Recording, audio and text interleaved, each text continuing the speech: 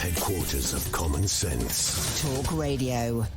Well, it's on the point of migration. I heard the Minister earlier talking about the significant numbers going to come in from Ukraine. Yes. And it strikes me, it touches a little bit on the point you've just made, it strikes me that wherever there is turmoil or there are interventions by ourselves abroad, we end up with considerable flows. This is, in the end, diluting this nation from a cultural and ethnic point of view beyond acceptable limits. And my point is this, and perhaps it's not rocket science, and I'm surprised it's not been come up with, where we do offer temporary migrants status because of situations in their home country, can it not be on a temporary basis and they be returned at the end of the distress? Yes. Adamantly so.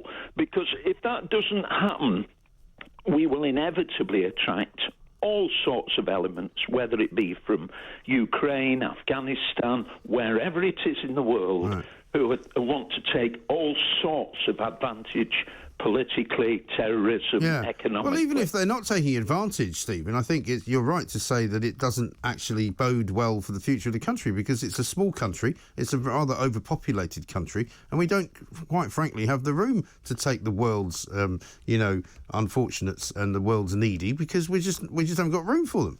Absolutely. Demography is destiny. And if you keep changing the demography like this on an inexorable scale, you will change the culture. It will disappear to history. I mean, so there's always been... point. Yeah, I don't think it will disappear. I think there's always been immigration in this country, but I don't think there's ever been this kind of mad, grabbing immigration that seems to be the case now, where we are told by our politicians, oh, well, we must take our fair share of refugees. Well, I don't see why, to be honest.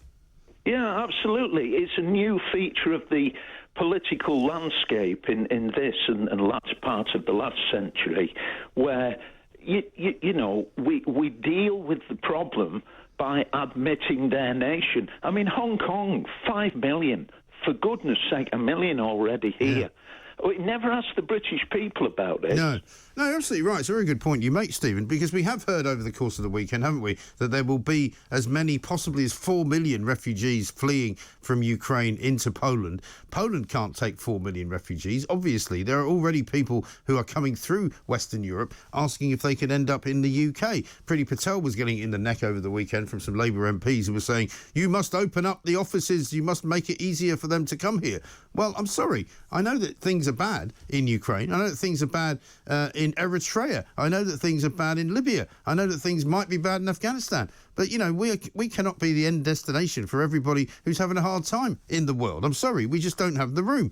Good talk. Hot talk. Bold talk. Talk radio. Listen on your smart speaker. Watch it live on your smart TV. The world headquarters of common sense. Talk Radio.